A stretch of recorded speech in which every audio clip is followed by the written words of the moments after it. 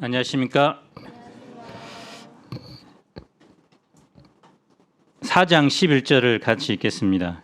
시작.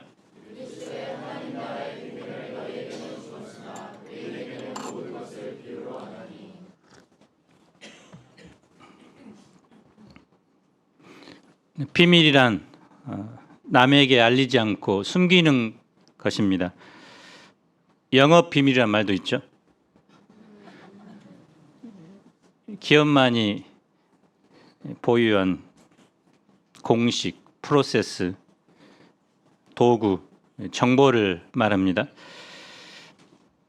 본문에서 나오는 비밀은 감추어져 있지만 알고자 하는 자에게 주어집니다. 열린 비밀입니다. 그 비밀이 누구에게 주어집니까? 제1부 씨 뿌리는 자 비유. 예수님이 바닷가에서 말씀을 가르치시자 큰 무리가 모여듭니다. 예수님은 바다에 떠 있는 한 배에 올라 앉으십니다. 주위에 새들이 날아다니고 멀리 땀 흘리며 일하는 농부들도 보입니다. 예수님은 한 비유를 말씀합니다. 비유는 어떤 현상이나 사물을 직접 설명하지 않고 다른 비슷한 현상, 사물에 빗대어 가르치는 교육 방법입니다. 한 농부가 밭에서 씨를 뿌리죠. 모든 씨가 농부가 원하는 좋은 밭에 떨어지지 않습니다. 길가에 떨어집니다. 먹을 것을 찾아다니는 새가 먹어버립니다. 돌밭에 떨어집니다. 싹이 나죠. 하지만 태양이 떠오를 때 말라 죽습니다. 가시떨기에 떨어집니다. 가시떨기가 기운을 막아 결실하지 못합니다. 어떤 씨는 좋은 땅에 떨어집니다. 이 씨는 잘 자라나 30배, 60배, 100배의 열매를 맺습니다. 예수님은 이 비유를 하면서 처음과 끝에 들으라, 들을 귀 있는 자는 들으라고 말씀하죠. 사실 이 비유에서 들을 것이 있나요? 너무나 당연하고 평범한 농사 이야기입니다. 사람들은 실망하고 집으로 돌아갑니다. 예수님이 홀로 계실 때 몇몇 사람들이 12 제자와 함께 그 비유의 해석을 묻습니다. 11절을 다 함께 읽어봅시다. 시작.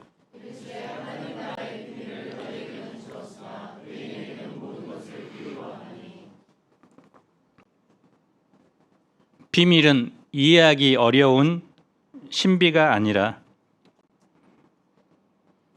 공개될 것을 염두에 두는 것입니다. 예수님이 이 땅에 오심으로 하나님의 나라가 도래했고 또 예수님의 복음 전파를 통해서 하나님의 나라가 확장됩니다. 비유를 통해서 내부자와 외부자, 인싸와 아싸, 무리와 제자가 갈라집니다. 외인이란 예수님과 그의 가르침을 거부하고 적대하는 자들로서 바리새인과 서기관과 같은 유대 종교 지도자들입니다. 또 하나님 나라와 복음에는 무관심하고 기적에만 관심을 가지고 예수님을 따르는 무리입니다. 그들에게는 예수님의 가르침이 수수께끼처럼 들립니다. 너희는 예수님이 혼자 계실 때 비유의 의미를 알고자 찾아온 제자들입니다. 그들에게만 하나님 나라의 비밀을 아는 축복이 주어집니다. 그래서 주어졌다. 신적 수동태죠. 말씀을 사모하여 나온 사람들, 들을 귀 있는 자들에게 하나님 나라의 비밀을 아는 축복이 주어진 것입니다. 보통 세상 학문의 비밀은 머리나 공부 시간에 따라 결정되죠. IQ가 좋은 사람, 또 공부벌레가 결국 공부를 잘하죠. 하지만 하나님의 말씀은 얼마나 겸손하게 또 얼마나 알고자 하는 소원을 갖고 듣고자 하는가, 들을 귀가 있는가 없는가, 그것에 따라 결정됩니다. 예수님은 제자들에게 이 비유의 뜻을 해석해 주죠. 본문에서 씨는 무엇입니까? 하나님의 말씀이죠. 씨가 떨어진 곳은 무엇입니까? 사람의 마음이죠. 씨는 겉보기에 볼품이 별로 없습니다. 그 안에는 하지만 유전 정보와 생명이 담겨 있습니다. 2009년 5월 경남 함안군 성산 산성에서 고려시대 연꽃 씨앗이 700여 년 만에 발견되었는데요. 이 씨앗을 물에 담근 지 5일 만에 싹이 나고 다음에 7월 7일 7개의 연꽃이 피었습니다. 그래서 이 연꽃에 아라홍련이라는 이름이 붙여졌다고 합니다. 하나님의 말씀이 바로 이런 씨앗과 같죠. 그 안에 놀라운 하나님 나라의 비밀이 숨겨져 있습니다. 그 안에는 사람들을 변화시켜 구원과 영생에 이르게 하는 생명이 있습니다.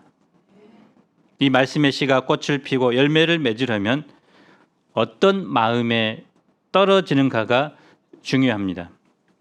첫째, 길가와 같은 마음에 떨어졌습니다. 말씀을 듣기는 하죠. 하지만 자기 생각이 너무 강합니다. 또 비판적입니다.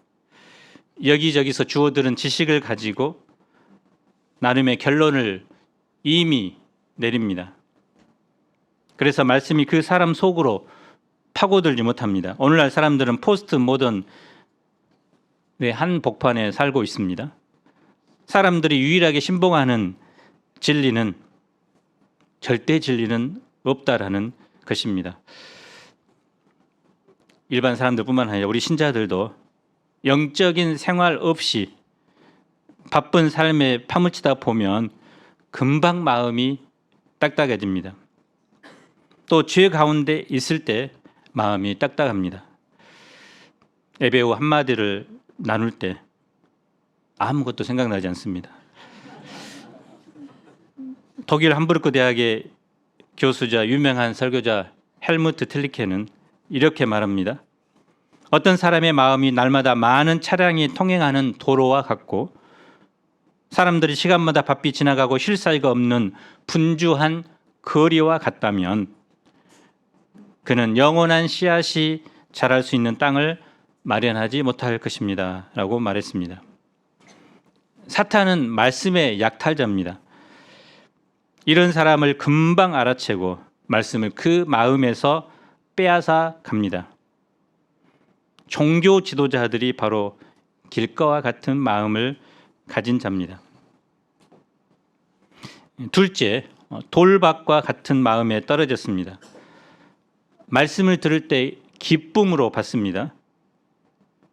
1대1을 하거나 예배를 드리고 나서 카톡 프로필에 이렇게 적습니다. 난 오늘 내 인생 말씀을 들었다. 수양에 와서는 이 수양회는 나를 위한 수양회였습니다. 며칠 지나지 않으면 그때는 너무 흥분해서 분위기에 휩쓸린 것 같아요 하고 말합니다. 이런 사람은 말씀에 뿌리를 내리지 않은 사람입니다.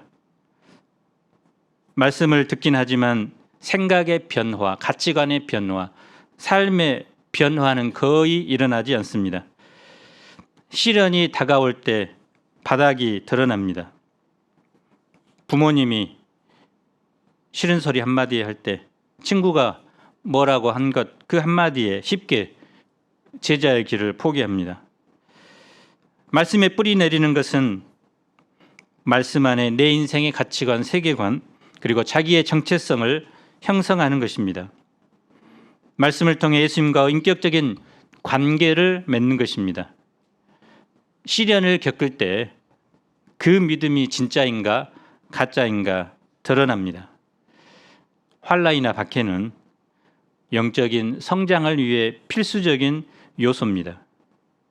그래서 뿌리 깊은 나무는 해가 뜨겁게 내리쬐수록 당도가 높은 과실을 맺습니다. 뿌리 깊은 신앙생활은 시련과 핍박이 아름다운 열매를 맺기 위한 영양분이 됩니다. 셋째, 가시떨기와 같은 마음에 떨어졌습니다. 말씀이 어느 정도 뿌리를 내려서 잘 자랍니다. 하지만 한계가 드러나죠. 가시도 함께 자라기 때문입니다. 본문에서 가시에는 세상의 염려, 재물의 유혹, 기타 욕심이 있다고 말합니다. 세상의 염려는 어떤 것이 있나요? 이제 내일부터 보는 중간고사 이 공부에 대한 염려. 이 시간 지금 공부해야 되는데 또 건강에 대한 염려 요즘 사람들 많죠. 취업, 또 결혼, 또 자녀들에 대한 염려 등 다양한 염려 가운데 삽니다. 주님은 염려하지 말고 먹이시고 입히시는 주님을 바라보도록 하셨는데 우리는 없는 염려도 만들어서 합니다. 그래서 어니 젤렌스키의 책 모르고 사는 즐거움 중에 이런 내용이 있습니다. 염려의 40%는 절대 현실로 일어나지 않는다. 염려의 30%는 이미 일어난 일에 대한 것이다. 벌써 70%죠. 염려의 22%는 사소한 고민이다. 염려의 4%는 우리 힘으로 어쩔 수 없는 일에 대한 것이다. 염려의 4%는 우리가 스스로 바꿀 수 있는 일에 대한 것이다. 그래서 96%는 사실 염려할 필요가 없죠. 염려한 문제가 실제로 일어날 일은 거의 없다는 것입니다. 그래서 모르고 살 때 즐겁습니다. 염려가 시작되면 여기에 온 생각이 집중되어 말씀이 귀에 들어오지 않습니다. 그래서 기도의 사람 조지 뮬러는 염려의 시작은 신앙의 끝이다. 그러나 신앙의 시작은 염려의 끝이다라고 말합니다. 수천 명의 고아를 먹일 때 얼마나 고아원 원장으로서 염려가 있겠습니까? 그러나 그는 염려하기보다 하나님께 기도했습니다. 그럴 때 한 번도 고아들을 굶기지 않고 풍성하게 먹이는 삶을 살았습니다. 또 본문의 재물은 돈이죠. 디모데전서 6장 10절은 돈을 사랑하는 것이 일만 악의 뿌리가 된다고 말합니다. 하지만 현실에서 돈은 전능한 것처럼 보이죠. 하나님 없어도 이 돈만 있으면 얼마든지 잘 살 수 있을 것 같은 착각을 줍니다. 그래서 온통 돈을 벌고자 혈안이 되는 게 자본주의의 특징입니다. 돈을 많이 소유할수록 더 행복하고 안전할 것이라는 생각을 들게 합니다. 그런데 성경은 우리 인생의 미래의 안전과 현재의 행복은 주님께서 믿음으로 사는 자들에게 주시는 선물이라고 말합니다. 돈에 많고 적음에 달려있지 않다고 합니다. 그리고 우리에게 먹을 것, 입을 것을 하나님이 주심으로 그것에 만족할 수 있는 사람이 되라고 합니다. 만족하나요? 마지막 가시는 기타 욕심입니다. 술 취함과 음란을 비롯해서 말씀에서 멀어지게 하는 모든 종류의 쾌락의 가시입니다. 죄라고까지 할 수는 없지만 잔재미에 빠지게 하는 너튜브, 게임, 취미생활 등 여기에 해당합니다. 이것들이 나쁘다는 것이 아니라 이런 것들에 집착하다 보면 말씀으로 향해야 할 삶의 모든 에너지를 그것이 다 빨아들이도록 한다는 것입니다. 삶의 우선순위가 잘못될 때 온전한 열매를 맺을 수 없게 됩니다. 마지막으로 좋은 땅에 떨어졌습니다. 20절을 우리 읽어봅시다. 시작.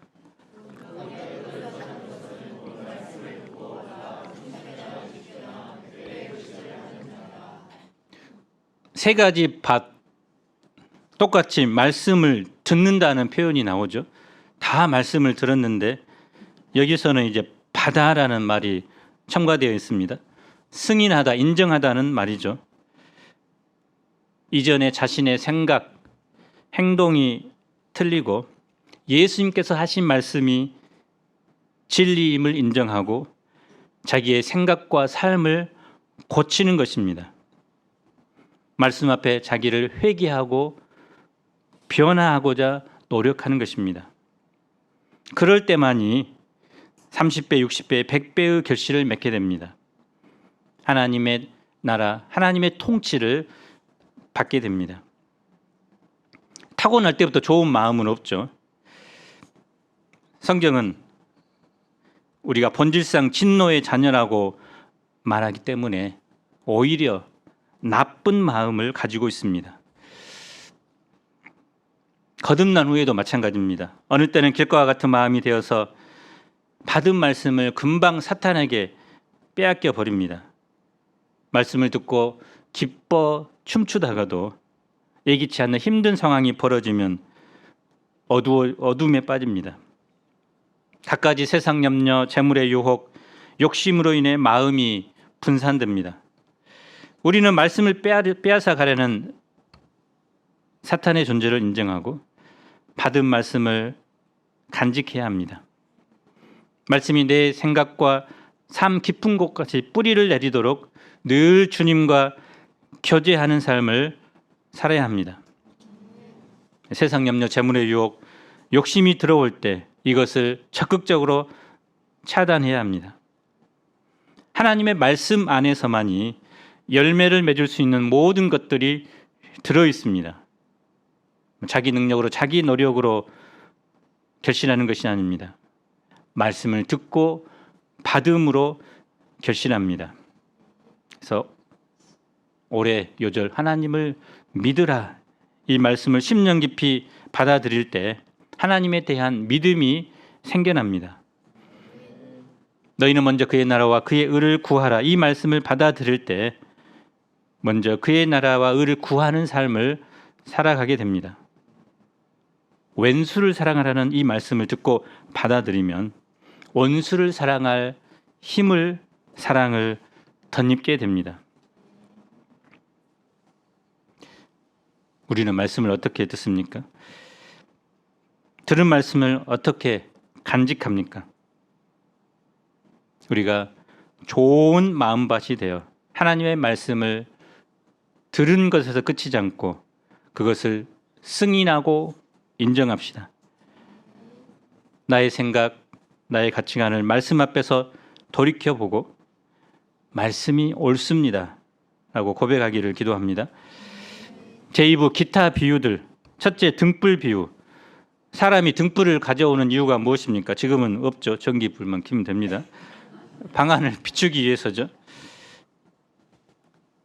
그러기 위해서는 말 아래나 평상 아래 아니라 등경 위에 둡니다.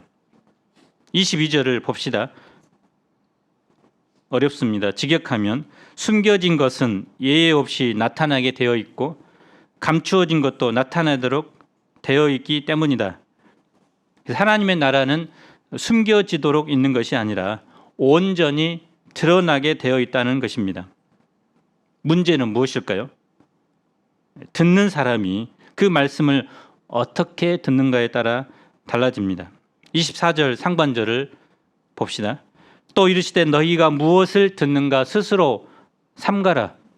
이 스스로 삼가라는 것은 말씀을 듣고 스스로 깊이 생각해 보라는 뜻입니다. 소가 열무를 먹은 후 되새김질하는 모습입니다. 소는 위가 몇 개라고 하죠? 4개죠. 좋겠네요. 많이 먹어서.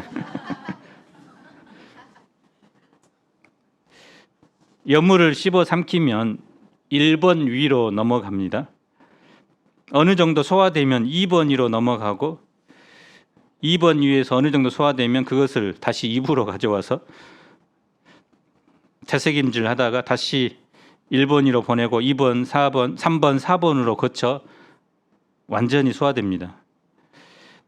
그래서 소의 에너지원으로 바뀝니다. 그래서 말씀을 듣때 깊이 생각하라는 것은 바로 이렇게 하는 것입니다. 말씀의 문자적인 의미도 알아야 하겠지만 그 말씀을 어떤 상황에서 하셨는지, 무슨 의도로 하셨는지, 어떤 사상을 가지고 하셨는지, 그리고 그것을 어떻게 삶에 적용할까 등 다양한 측면에서 묵상하라는 것입니다. 말씀을 스스로 삼가는 것으로 일용할 양식만큼 좋은 훈련이 없습니다.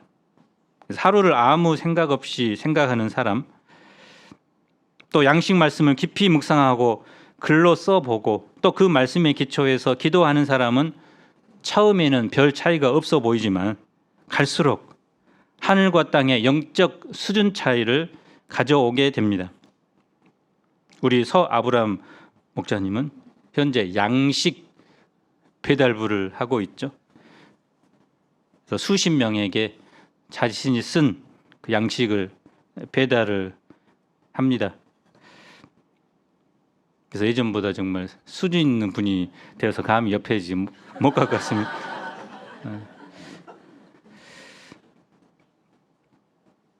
24 하반절 25절을 우리 읽어봅시다. 시작.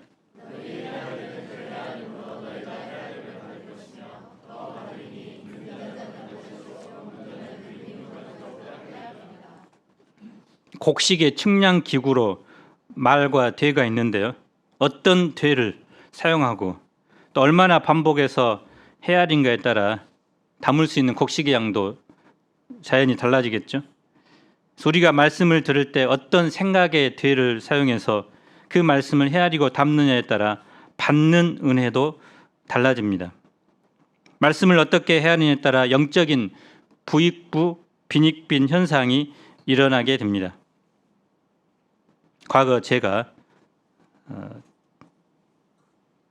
SN 목자 되기 전 순회 인턴 훈련을 각 지부를 돌아다니면서 봤는데 안암골 양마가 목자님은 주일날 하나의 그 메시지를 쓰기 위해서 죽을 것 같은 고통의 순간을 넘어야 한다고 이야기를 했습니다. 그것을 알고 이제 그 후로 이제 그렇게 하고자 했는데 요즘은 많이 이제 느슨해져 버렸어요. 우리는 생각하기를 싫어하는 시대를 삽니다. 너튜브로 대변되는 이 동영상에는 민감하게 반응하고 대단히 좋아하지만 또 그것으로는 뭐 하루 종일 놀죠. 하지만 책을 읽거나 사색하는 것은 별로 좋아하지 않습니다. 저는 이제 저 3층 제가 옛날에 쓰던 방을 책장이 있습니다. 그래서 그 책장을 버릴까 아니면 유지할까. 어떤 분은 이제 버리고 넓게 쓰자 했는데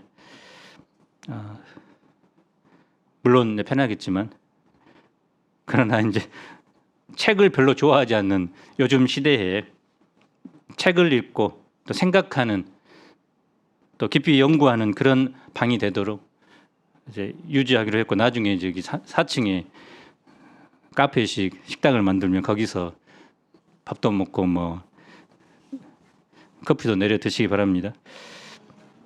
그래도 교회에 그래도 도서관 책이 많아야지 사람들이 와서 아이고 이게 좀 대학생도 훌륭하구나. 근데 책이 한 권도 없고 밥만 먹는 교회구만. 성장하는 교회 보면 이 책이 그 비례해서 많다고 합니다.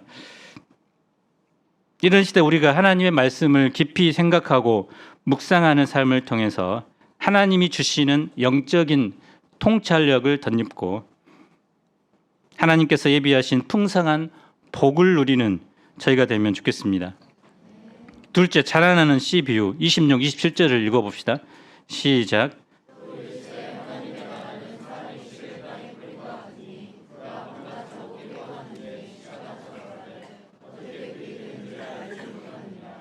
이 비유의 핵심은 씨가 가진 생명력입니다. 또한 하나님 나라의 자라남입니다.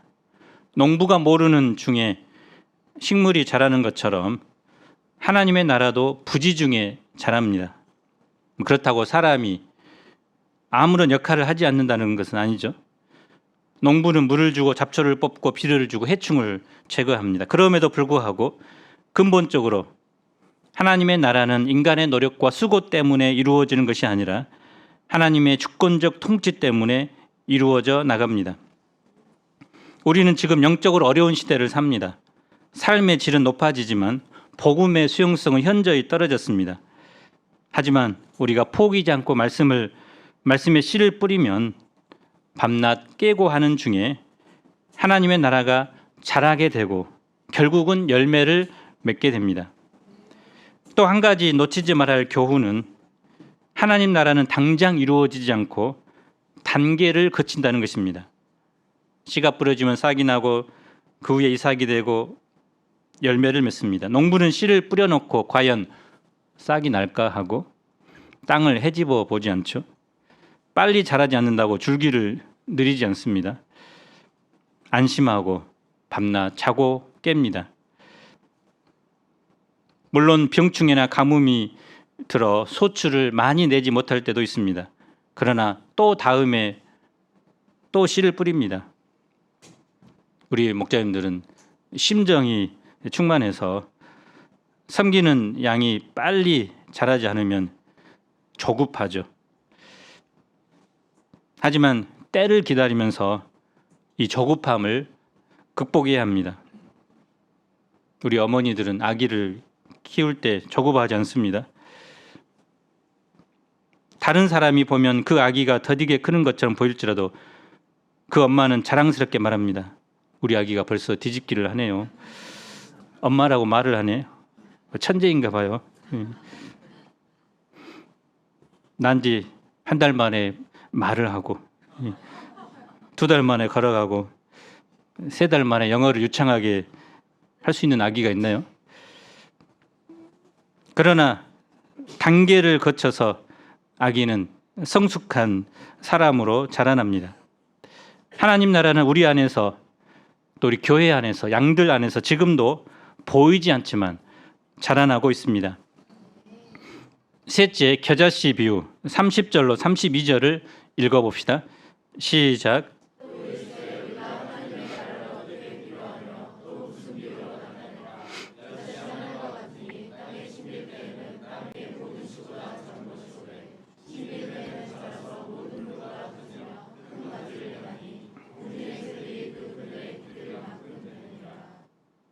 겨자씨는 팔레스타인 지방의 들에서 한국에도 있지만요.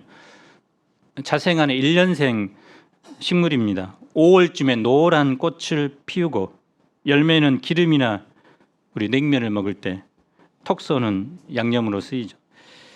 겨자씨는 가장 작은 것의 대명사입니다. 그런데 예수님께서는 그 겨자씨가 자라서 모든 풀보다 커지며 큰 가지를 낸다고 합니다. 공중에 피곤한 새들이 그 그늘에 깃들일 만큼 커지게 된다고 합니다.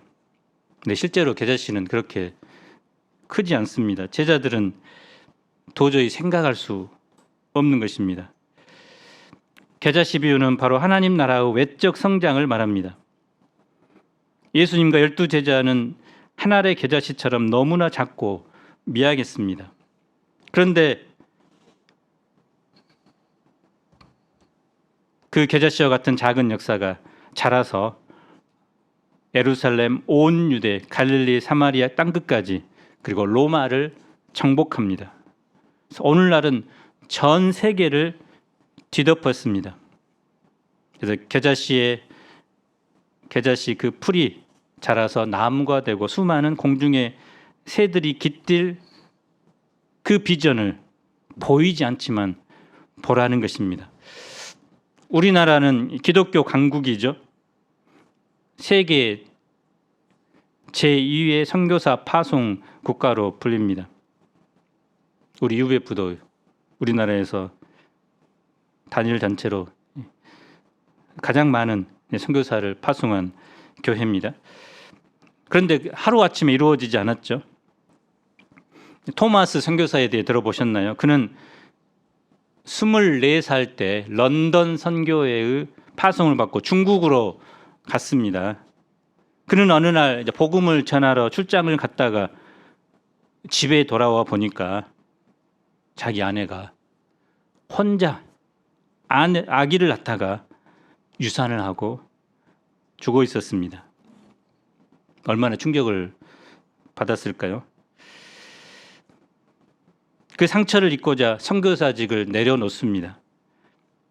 그리고 이제 세관에 취직해서 일을 합니다. 그런데 그곳에 우연히 조선에서 온 관리를 통해서 조선에 지금 가톨릭 교도들이 박해를 받고 있다는 소식을 듣습니다. 이때 그의 마음에 그 조선에 대한 긍휼의 마음, 또 복음을 전하고자 하는 마음이 솟구칩니다. 그는 1866년 유명한 역사책에도 나오죠. 제너럴 셔먼호를 타고 대동강을 따라 평양으로 갑니다. 이때 그는 이렇게 글을 남겼습니다. 나는 상당한 분량의 성경을 가지고 떠납니다. 조선 사람들에게 환영받을 생각에 가슴 부풉니다.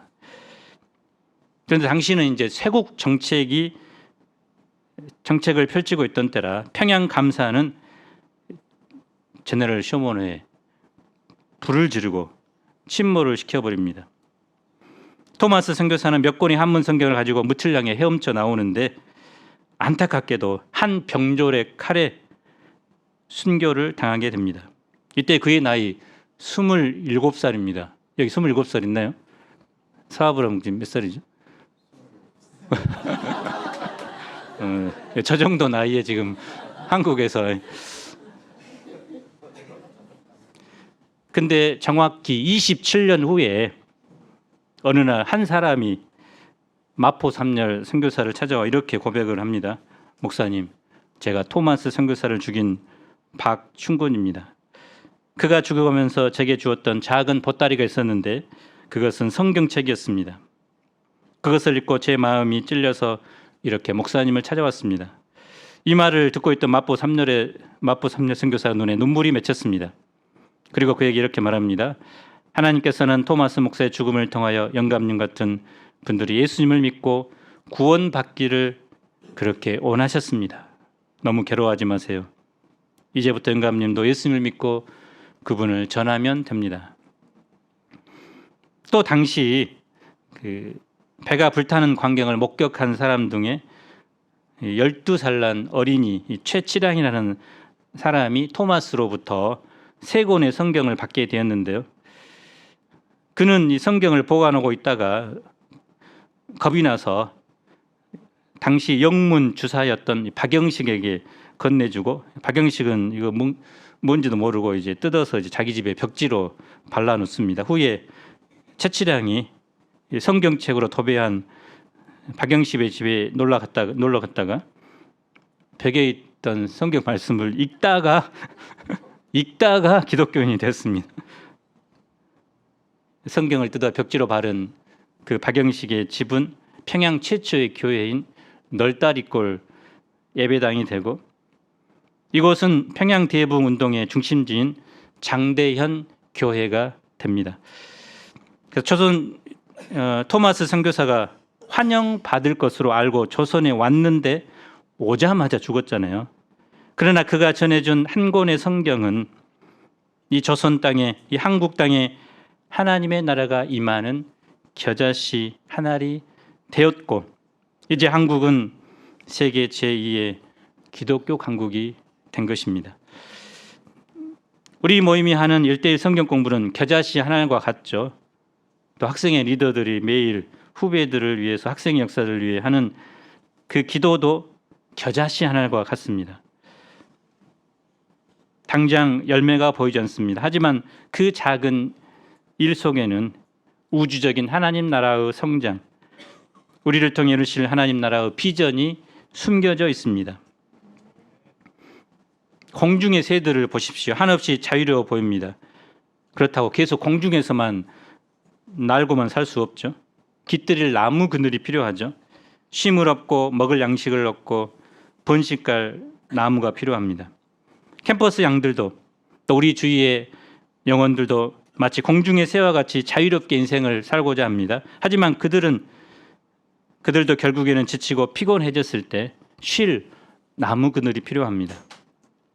열심히 공부하고 사랑하고 돈 벌고 일하지만 세상이 뜻대로 되지 않는 것을 깨달을 때가 옵니다. 삶의 의심과 불신이 찾아올 때, 인생의 허무와 권고가 찾아올 때가 있습니다. 그때 그들에게는 깃들일 말씀, 깃들일 사람이 필요합니다. 이 세상 어디에 누가 그런 영혼들의 그늘이 될 수 있을까요? 하나님의 말씀이 있는 사람, 하나님의 말씀이 있는 교회가 그런 역할을 합니다. 우리 1:1 성경 공부가 겨자씨와 같을지라도 하나님은 이를 통해 우리가 섬기는 대학, 더 나아가 세계 캠퍼스 영혼들, 또 우리가 섬기는 직장의 영혼들이 이 말씀 안에 거하게 되고 하나님 나라가 그들에게 임하는 소망의 역사를 이루어 가실 것입니다.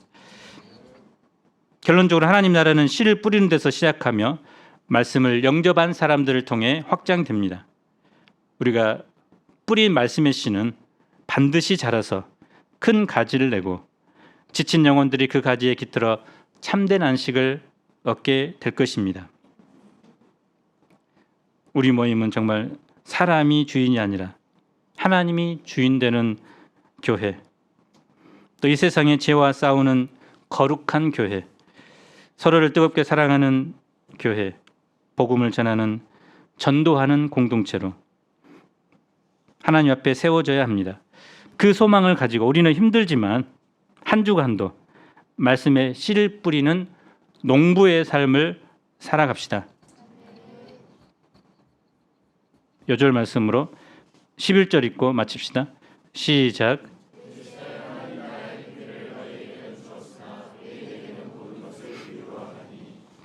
거룩하신 하나님 아버지, 하나님 나라의 비밀을 우리에게 하나님의 놀라운 은혜로 일방적으로 열리게 하시고 그 비밀을 깨닫고 살아가게 하셔서 진실로 감사합니다. 하나님 아버지, 우리에게 늘 좋은 마음밭을 주셔서 하나님의 말씀을 듣고 받아 풍성한 결실을 맺게 하시고 또 간절한 소원과 마음으로 주님의 말씀을 생각하고 상고하는 가운데 영적으로 더욱 풍성해지고 성숙해지는 저희가 되게 도와주옵소서. 겨자씨 하나과 같은 우리의 작은 1:1 기도, 또 신방, 또 카톡 만남을 통해서 하나님의 나라가 우리가 알 수 없는 중에 부지 중에 자라나고 성장할 수 있도록 축복해 주옵소서. 특별히 기말 중간고사를 준비하는 우리 귀한 학생의 형제 자매들을 축복해 주시고 감당할 수 있는 건강과 지혜를 주시고 믿음을 주셔서 또 중간고사를 승리하고 하나님께 영광 돌리도록 도와주시기를 기도합니다. 예수님 이름으로 기도합니다. 아멘.